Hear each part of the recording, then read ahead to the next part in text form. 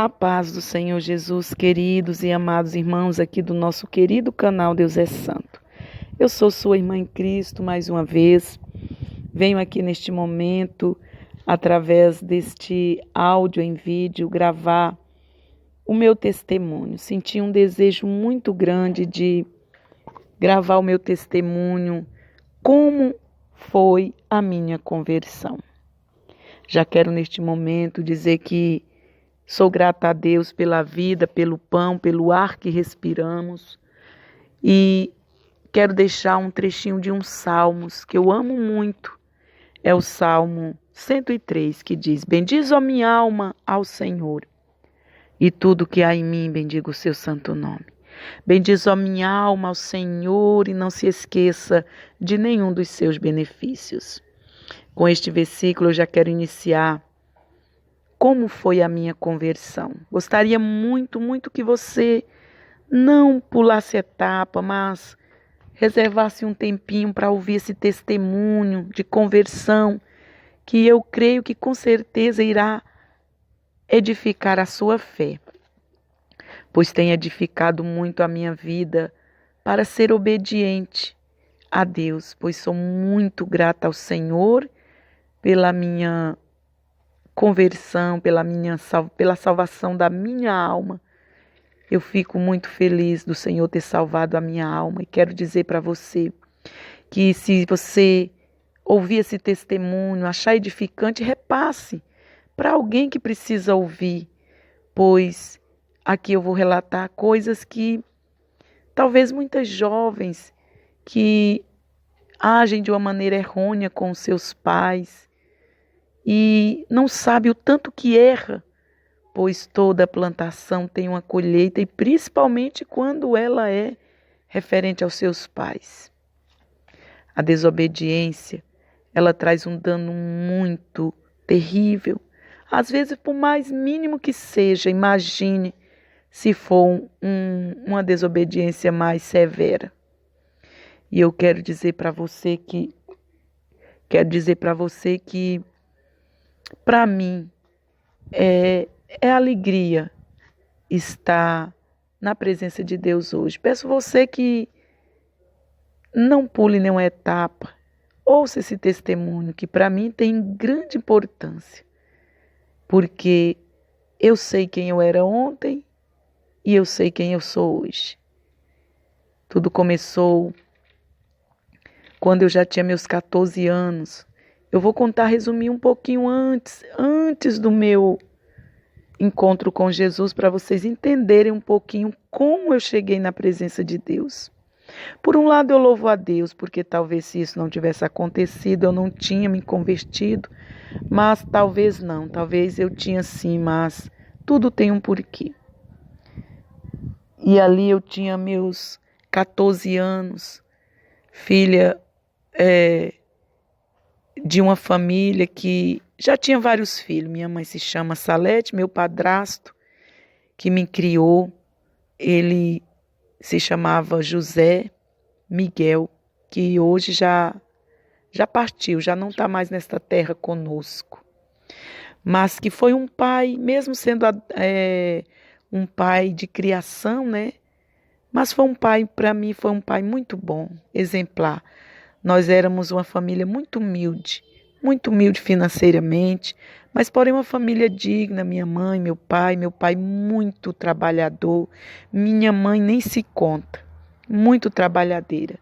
Ela sempre trabalhou ajudando o meu pai, pois ela, apesar dele ser pedreiro, né?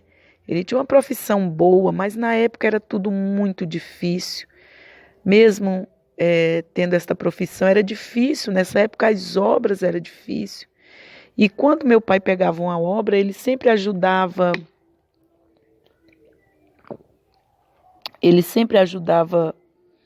Aliás, a minha mãe, né, sempre ajudava ele na obra, pois ela era servente de pedreiro. E ele fazia isso para ajudá-la, né, para que diminuísse o gasto daquela empeleita que meu pai tinha feito, para sobrar mais um dinheirinho para pagar o aluguel e as demais despesas.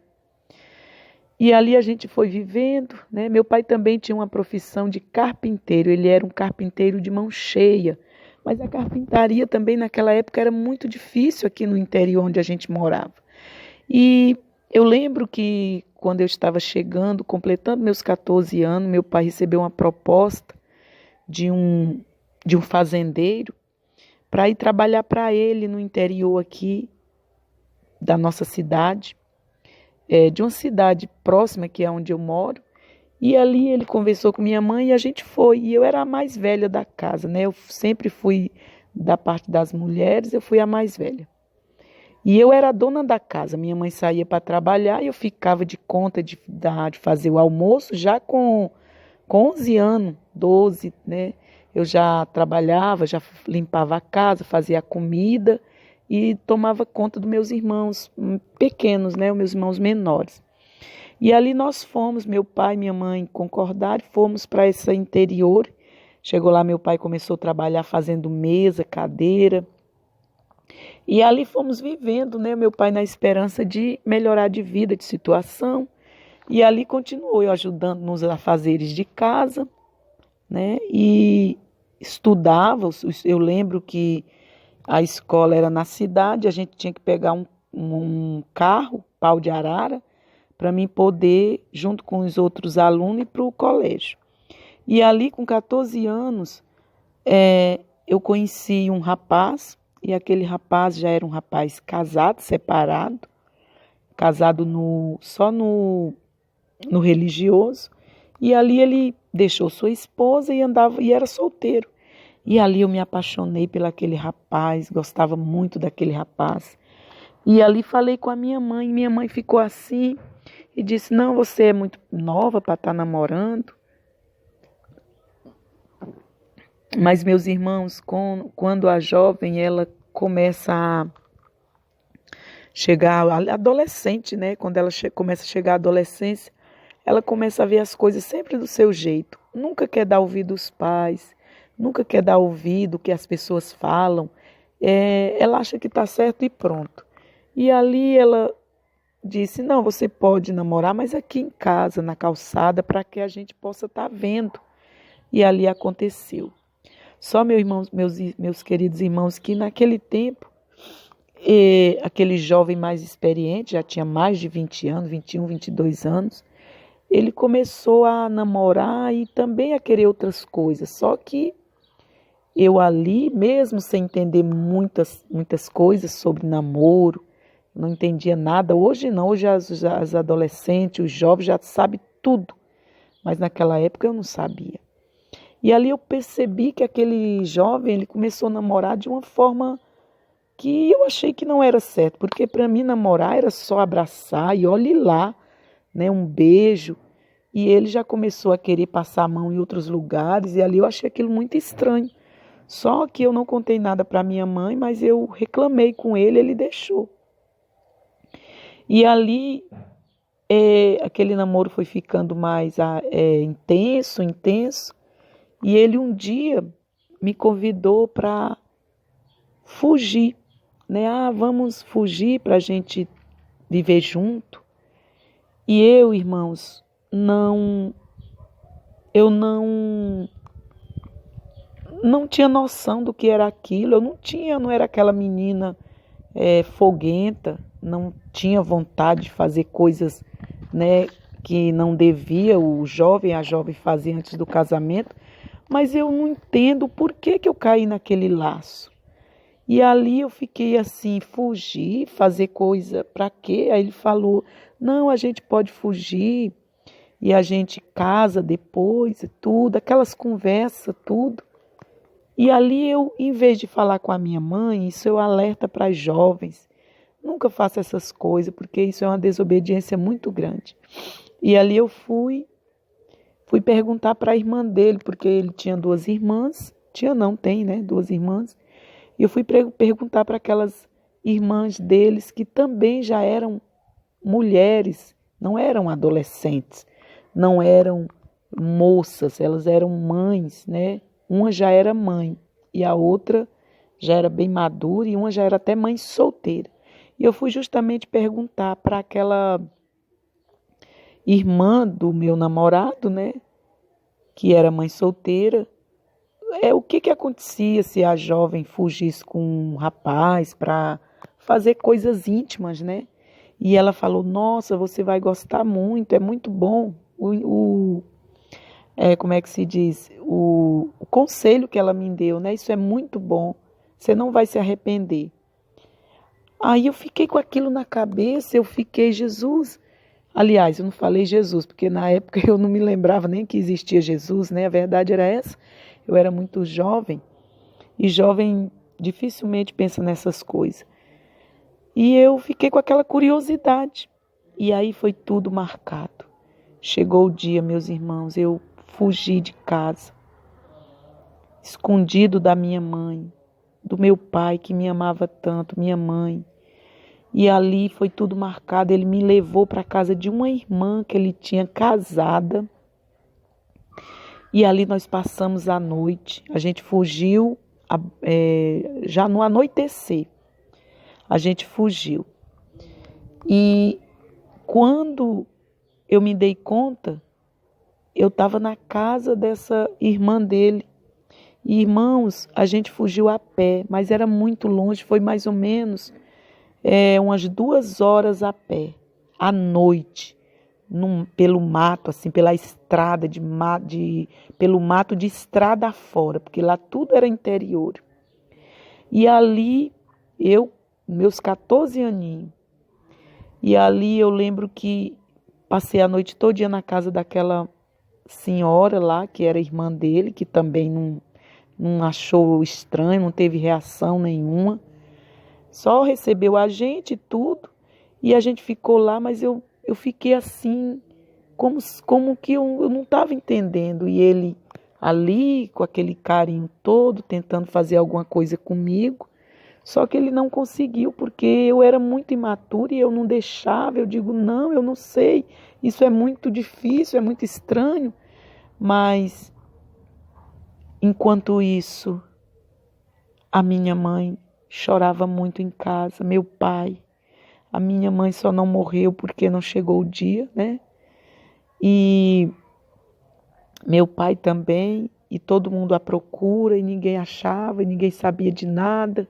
Só quem sabia era esta irmã dele que me aconselhou que era muito bom, né? Se eu fugisse com ele, eu ia achar muito bom, principalmente a parte íntima. E ali, enquanto eu estava na casa da irmã dele, enquanto isso, a minha mãe e o meu pai se desesperavam angustiadamente, aflitos, choravam. A minha mãe chorava muito. Meu pai preocupado, sem saber. E a moça, a menina que me aconselhou, sabia, mas não falava nada. Até que quando amanheceu o dia, minha mãe não dormiu, meu pai não dormiu, e os vizinhos vendo a aflição da minha mãe, né? E ali eu não consigo contar, porque quando eu lembro eu choro muito. E eu já pedi perdão muito para minha mãe, para Deus e para minha mãe. E ali, quando amanheceu o dia, a irmã desse rapaz, não aguentando ver a aflição da minha mãe, contou para ela que o irmão dela tinha me carregado, tinha levado para casa de uma outra irmã. E ali, quando foi bem cedo, ela bateu lá, foi bater lá. E ali ela olhou para mim e não disse nada. Só disse, por que você fez isso? E eu disse, mãe, eu não sei. E ali falou com ele, e ele pediu desculpa, mas era porque gostava muito de mim, ia casar comigo. E ela também não falou nada. Ela disse só, vamos para casa. Aliás, para casa não, o teu pai não quer nem te ver. Porque se teu pai te ver, ele vai te dar uma surra muito boa. E se ele ver, ele já disse que se vocês dois passar na frente da casa, da nossa casa, ele vai lhe dar uma surra e vai matar esse rapaz pelo que ele fez com a gente. E ali eu não entendia nada, eu era muito criança, só tinha idade. Principalmente que aquela época não era uma época como hoje, que as crianças, as adolescentes eram bem. As adolescentes hoje são bem ativas. Eu não, eu era muito caseira, eu nunca saía de casa, era sempre em casa cuidando da casa, né? Meu divertimento naquela época era assistir uma televisão, uma novela, ainda na casa dos vizinhos, porque na casa da minha mãe não tinha televisão. E ali, meus irmãos, quando a minha mãe chega lá e disse, olha, tu fez isso com a minha filha, por que tu fez isso? Não, mas eu vou casar com ela. Aí ela disse, o que é que tu tem para casar com ela? Tu não tem casa, tu mora na casa da tua mãe.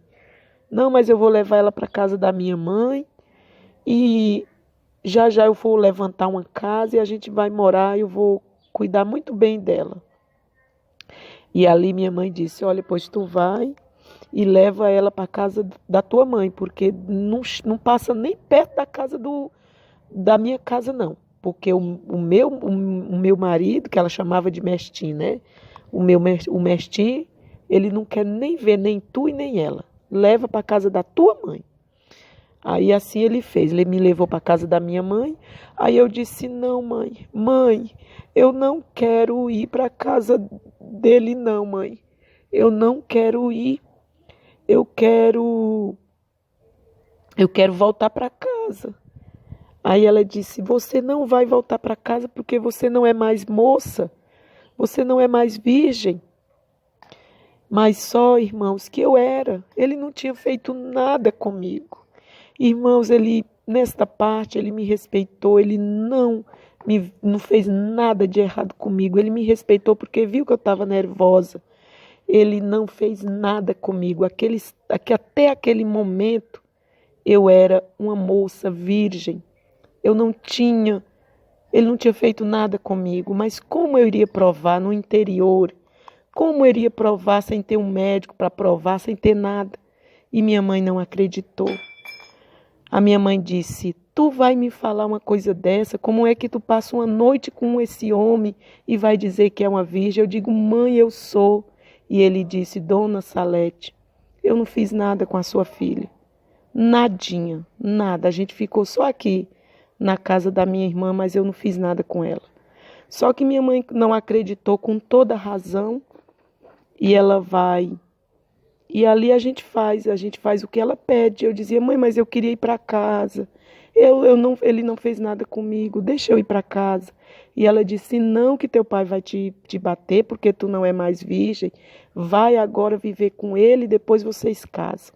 E assim eu fiz. Fomos para a casa dos pais dele. E ali depois foi acontecer o ato, com muito tempo depois, até dias, porque foi, né, primeiro com muito consentimento meu, e aí depois aconteceu. Mas, irmãos, eu digo para vocês que foi só sofrimento.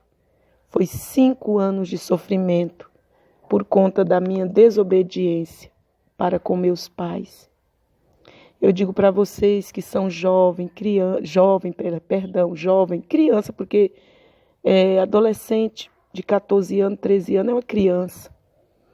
Nunca desobedeçam seus pais, sempre obedeçam seus pais. Façam tudo com consentimento, primeiramente, de Deus e dos seus pais, porque isso vai render para a vida inteira. E ali, queridos irmãos, a minha mãe depois passou a raiva, depois meu pai também perdoou, minha mãe perdoou, e tudo aparentemente ficou bem. Só que ali eu comecei a viver uma vida de sofrimento. Aquele homem me trazia muito sofrimento, passou a beber, e ali ele bebia, tudo que ele pegava era para beber, tudo. E foi o tempo que a gente voltou para morar na cidade, minha mãe veio morar na cidade também, e ali eu vim morar com ela, né? Mas a gente não se adaptou, voltamos para o sertão de novo. Eu e ele, nessa época eu já estava grávida, já tinha 15 anos, né? Já tinha 15 anos, estava grávida, e ali foi muito sofrimento. Ele não ganhava dinheiro, o que ele ganhava era para beber, ia para as festas, e ali eu ficava em casa. Quando chegou os 9 meses de gravidez, eu vim para a casa da minha mãe, para a cidade, para poder ir para o hospital. Não fiz pré-natal, por conta que lá era tudo muito difícil. E ali, meus irmãos, o tempo foi passando. E quando eu chegava na casa da minha mãe com 9 meses de grávida ali, ela fazia tudo o que podia para arrumar as coisas do bebê, da mamadeira, a fralda, tudo. E me levava para o hospital. E depois que eu tinha bebê, passava um mês ainda, depois eu voltava para casa de novo e voltava o mesmo sofrimento. Ali eu passava fome. Irmãos, eu não tenho medo e nem vergonha de dizer, hoje eu dou valor, tudo que Deus me dá, por pouco que seja, porque eu sei o que é passar fome. E naquela época, ele novo também, inexperiente, pegava tudo, ele botava ali o básico quando dava, e também por conta do lugar que não tinha trabalho, a gente passava muita necessidade. Às vezes ele ganhava um dinheirinho a mais, botava ali o básico, o arroz, o feijão, o açúcar, o café, né? E o que sobrava ele bebia, depois ia vivendo como a gente ia vivendo, como dava para viver. E aquele sofrimento foi se alongando. Eu tive o primeiro filho, tive o segundo, tive o terceiro. E no terceiro filho, todos os filhos que eu tinha, sempre eu vinha pedir socorro à minha mãe, porque lá não tinha como ele arrumar nada, porque não tinha trabalho. O pouco que ele ganhava era para a gente comer e ainda sobrar para ele beber a bebida dele. E eu sempre em casa, ele passava as noitadas fora, e eu sempre em casa. Quando foi um dia, eu disse, Deus, me tira desse sofrimento. E sempre eu falava com Deus, eu gostava muito de me apegar com Deus. Minha mãe, às vezes, ficava sabendo que ela morava aqui no Ipu, e eu morava lá nesse interior de Hidrolândia, e ela ficava sabendo do meu sofrimento. E ela dizia, ela pegava, alugava, né, fretava carro para ir me pegar, mas eu não queria sair daquele sofrimento, pois eu já estava acostumada. Mas um dia, eu lembro que um dia eu ouvindo o programa de rádio A Voz da Libertação, até porque por conta do sofrimento, dos passadi, que era muito grande, eu adoeci. Eu adoeci de diabetes, eu adoeci de gastrite, eu adoeci também de um problema que eu tinha, que quando atacava a gastrite, atacava muito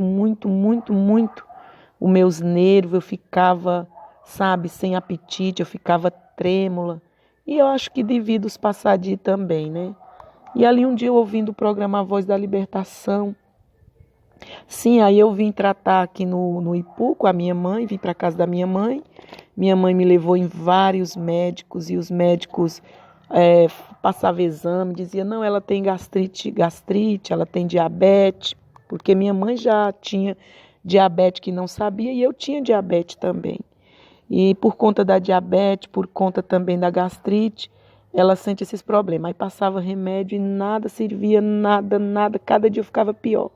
E eu fui perdendo o apetite. A ponto, irmãos, de eu passar dias inteiros sem comer. Dias inteiros sem comer, só bebendo água. E ali eu fiquei muito magrinha. Eu lembro que quando eu vinha para casa da minha mãe, para ela me levar aos médicos, os vizinhos conhecidos olhavam para mim e diziam, meu Deus, essa menina vai morrer. Ela está só com pele e osso, ela está muito magra. É porque naquele tempo a gente não tirava foto, não ligava para essas coisas. Mas eu era muito magrinha mesmo. E eu fui perdendo o apetite. E ali muitos começaram a dizer que poderia ser obra de bruxaria, porque eu tinha perdido o apetite, eu não comia, a comida não entrava, irmãos. Quando eu ia comer, a comida não descia, então eu não comia, eu bebia só água, porque a água para mim, suco eu não comia, bebia nada, nada. E minha mãe preocupada comigo, e ele lá no sertão, né, o pai dos meus filhos, que eu vivia junto, lá no sertão, e eu com meus 3 filhos aqui. Aí o pessoal começaram a aconselhar minha mãe, leva no curandeiro, leva no rezador, que ela vai ficar bem. Isso aí não é para os médicos, isso é coisa de bruxaria. E assim minha mãe fazia. E me levava nos curandeiros. Os curandeiros olhavam e diziam, não tem macumba, não tem nada não. E levava no outro e nada dava jeito. Os remédios que os médicos passavam, nada dava jeito. O pessoal ensinava remédio caseiro para minha mãe, nada dava jeito. Aí chegou um dia que a minha mãe viu que eu ia morrer. Aí ela me internou. Nunca esqueço disso. Isso já vai para 94. Ano de 94. Aí minha mãe me internou na clínica aqui do Dr. Bonfim, que na época era por conta do SUS, e era tudo de graça. Aquela época era muito bom aqui no Ipu, porque nada era particular, era tudo de graça. E ali eu me internei, fiquei 7 dias internada no soro. Eu tive que tomar soro vitaminado, pois eu estava muito fraca. Aí eu tinha até medo de precisar tomar sangue, porque eu era pálida demais, muito magra. E os médicos começaram a fazer uma bateria de exame em mim. E ali eles só descobriram que eu tinha diabetes, eu estava muito diabética. E a gastrite, né? E fraqueza. O médico disse, você amamenta? Eu digo, sim. Nessa época eu amamentava meu filho, que hoje é o meu filho mais novo. E ele falou, olha, você está com muita anemia, diabetes, você está com gastrite, você está muito frágil. Então a gente vai te internar para te dar vitamina, para te dar soro vitaminado. E ali eu passei 7 dias no remédio antibiótico para a gastrite, que já estava muito avançada. E também remédio para diabetes, né? E fiquei 7 dias lá naquele hospital. Mas, irmãos, saí de lá, eu lembro que eu saí tonta.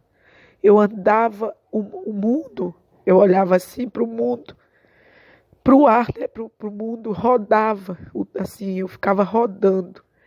Aí eu dizia, Deus, eu chorava muito, irmãos. Eu dizia, Deus, deixa eu criar meus filhos, porque, irmãos, eu tinha absolutamente certeza que eu não ia criar os meus filhos. Eu não ia. Meu filho menor, eu acho que ele tinha 6 meses de idade, né? E o mais velho, era tudo assim, escadinha. E aí eu falava para Deus, deixa eu criar meus filhos, por favor. Eu quero ver meus filhos crescidos. E eu vivia pedindo a Deus, me pegando com Deus. Nessa época eu era católica, né? Eu pedia muito Nossa Senhora, que era a minha fé. Mas, irmãos, nada adiantou. Aí o doutor passou os remédios. Eu senti uma fortaleza por conta dos remédios, das vitaminas que eu tomei, que me serviu muito mesmo. Aí fui para a casa da minha mãe. Quando eu estava mais restabelecida, voltei para o sertão. E minha mãe dizia assim, minha filha, você é uma menina nova, você não tem nem 20 anos. Vem para casa, eu te ajudo a criar teus filhos. Vai trabalhar, sai daquele lugar. Aquele homem, ele não quer nada com a vida, ele só quer beber. Não tem trabalho, e mesmo se tiver trabalho, ele gasta tudo com bebida, ele não te dá uma boa alimentação, tu passa fome naquele lugar, que eu sei as notícias, as pessoas me contam o que tu passa naquele lugar. E eu dizia, não, mãe, eu vou ficar bem, vai dar tudo certo. Eu era muito, muito, muito apegada ali àquele lugar, aquele interior, aquele sertão, né? que era um sertão muito brabo mesmo. E ali voltei para lá. Mas os sintomas da gastrite eu sentia, e com a diabetes, né? E os remedaral que o doutor passou, fui para lá. Cheguei lá, a gente morava numa casinha de barro, aquelas casinhas mesmo que ele mesmo fez, o meu companheiro que eu vivia junto com ele, né? Que graças a Deus eu não casei civil, graças a Deus, era só junta. E ali ele fez uma casa de barro, só de barro mesmo, de taipa, que aqui chama taipa. Não era rebocada, o piso era de chão, não tinha cimento, não tinha nada. E a minha casa era 2 potes que a gente tinha, né? 2 potes ali naquele banco de madeira e o fogão a lenha, 2 redes, que era a minha, a dele e as das crianças também, e uma mesinha com um radinho. Era isso que a gente tinha. E ele tinha uma bicicleta. E ali o sofrimento continuou. Mas eu estava mais forte, eu tinha passado mais de uma semana no hospital tomando vitamina. Então eu estava mais forte. Mas as dores continuou. Quando chegava aquelas dores, meus irmãos, no meu estômago, quando começava aquelas dores, aí eu não começava a deixar de me alimentar. E eu digo, Deus, me cura, Deus. Esses remédios não tá me curando. Irmãos, eu gostava muito de forró, que era o que me alegrava. Quando foi um dia, eu lembro como fosse hoje, era assim, por volta de 12:00, 1h, eu fui ligar o radinho para ouvir um forró. E ali apareceu, eu mudando as estações do rádio, apareceu a Voz da Libertação, o Conte a Bênção. Aí o irmão perguntava assim, conte a bênção. E aí aquela pessoa, aquela irmã, aquela mulher dizia, a bênção, pastor, é que eu entrei aqui na igreja pentecostal, Deus é amor, e eu fui curada do coração. Há muito tempo, já faz mais de 20 anos que eu não tomo remédio. Aí aquilo me chamou a atenção. Eu digo, Deus, aonde será isso, Deus? Aí eu fiquei ouvindo, aí peguei a estação, eu digo, aí já estava no final. Eu digo, amanhã eu vou colocar de novo, porque essa mulher disse que foi curada nesse lugar. E se ela foi curada, eu vou ser curada também. Ah, irmãos, aí eu fiz. No outro dia, no mesmo horário, eu fui, corri. E fui ouvir aquele testemunho. Eu digo, Deus, eu vou nesta igreja. Irmãos queridos, eu quero dizer para vocês, para encurtar, porque é grande esse testemunho. Estou só resumindo, eu cortei mais da metade, eu não contei nada por menores. Mas só para vocês verem como foi que eu me cheguei a Jesus. Aí eu peguei o endereço, era em Sobral essa igreja, e esse programa de rádio era de Sobral. Aí só que eu morava longe de Sobral e eu não tinha dinheiro para chegar até Sobral. Eu digo, meu Deus, como é que eu vou fazer para chegar até essa igreja? Mas eu vou. Peguei meu filho pequeno, o caçula, botei no braço. Falei com o pai dos meninos, que era meu companheiro, né, na época. Aí eu disse, olha, eu vou atrás da minha cura. Aí ele disse, tu vai atrás da cura onde? Tu não já foi no médico? Eu falei, não, mas agora eu encontrei um lugar, é uma igreja. E esta igreja, as pessoas são curadas. Eu vou lá, é a igreja dos crentes. Eu vou ser curada lá. E assim eu fiz. Ele disse, mas como é que tu vai, que tu não tem dinheiro? Eu digo, eu vou pedir uma carona no carro dos alunos. E de lá eu vou para a casa da minha comadre, que era a madrinha de um dos filhos meus. E lá eu peço dinheiro a ela e vou até Sobral. Ou então eu vou no carro do pessoal da faculdade, peço carona. E assim eu fiz, irmãos, para encurtar. Pedi carona lá do interior de Hidrolândia até Hidrolândia.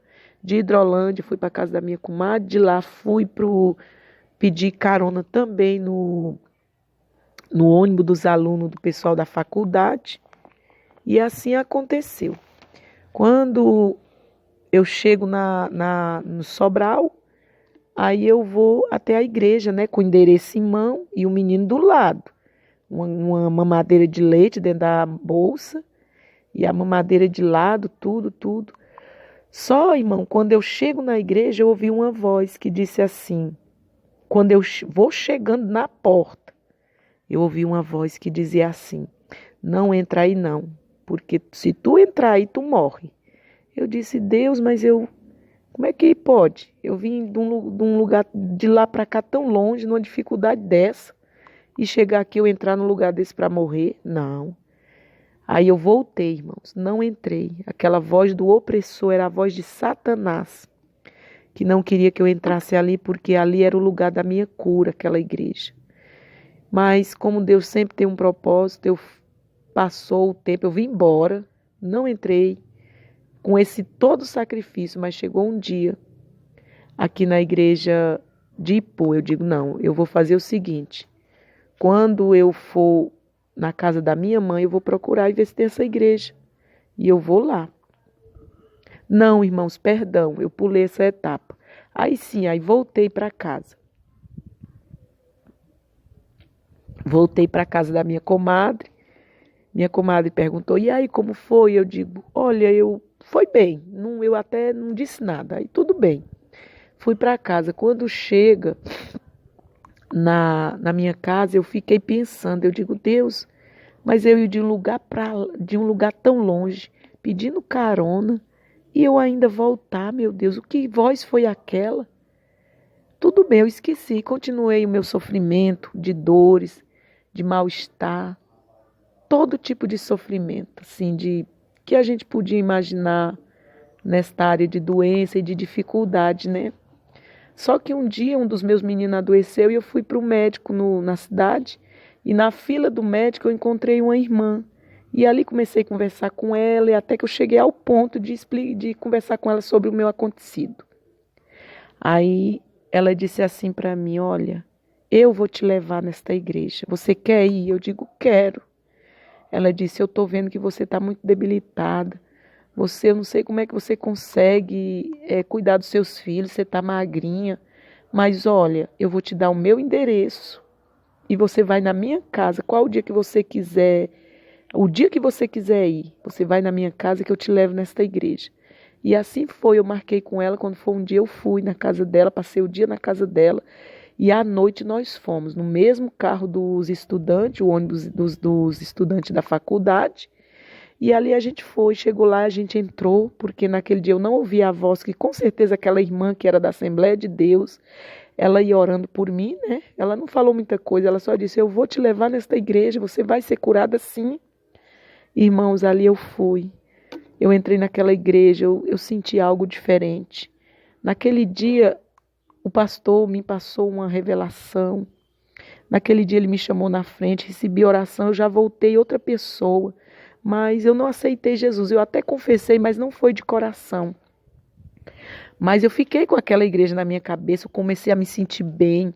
As dores no meu estômago começou a melhorar, eu comecei a sentir um refrigério tão maravilhoso. E ali, quando voltei para o interior, para o sertão, na casinha que eu morava. Ali, irmãos queridos, quando foi um dia, eu disse para Deus, eu digo, Deus, eu vou para a casa da minha mãe, vou passar uns dias lá com ela e eu vou procurar esta igreja. E assim eu fiz, vim para a casa da minha mãe, trouxe meus filhos, mas o meu sentido era naquela igreja. Eu disse, mãe, você conhece a igreja Deus é Amor, tal, tal? Ela disse, não, eu não conheço nenhuma igreja de crente.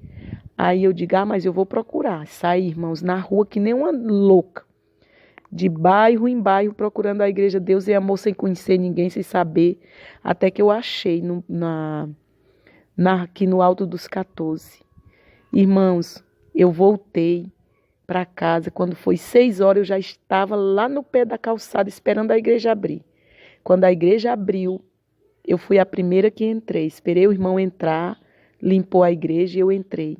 Quando o pastor começou a pregar, que era o diácono Jusilane, começou a pregar, irmãos, eu entrei com tanta sede, porque eu já estava ouvindo o programa, eu já estava assim aliviada, porque eu já tinha entrado na igreja, aquele mal maior já tinha sido quebrado.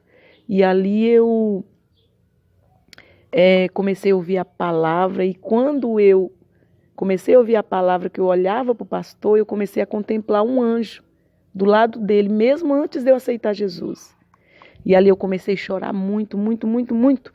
E ali o diácono perguntou: jovem, o que é que você tem que você chora tanto? Eu disse: olha, eu estou vendo um homem do seu lado. Aí comecei a contar, ele disse: é o anjo do Senhor. Aí me chamou na frente, fez uma oração por mim e disse: você quer aceitar Jesus, jovem? Eu digo: quero sim, eu quero. Aí aceitei Jesus, irmãos. Aquele foi o dia do meu encontro com Jesus. Nunca mais eu fui a mesma pessoa. Eu não sabia o que era Bíblia, que eu não tinha Bíblia, a minha mãe não tinha Bíblia, ninguém na minha casa tinha Bíblia. Mas uma senhora que já dorme no Senhor, serva de Deus, chamada Lúcia, ela disse: jovem, você mora onde? Eu disse: olha, eu moro mesmo no sertão, no interior, mas eu estou na casa da minha mãe. Ela disse: olha, eu vou lhe dar essa Bíblia. Onde você mora tem crente? Eu digo: não tem crente, não tem igreja, não tem nada. Eu ouço só através do rádio. Aí ela disse: leve essa Bíblia com você. E você todo dia você sabe ler? Eu digo: sei. Todo dia você vai ler essa Bíblia.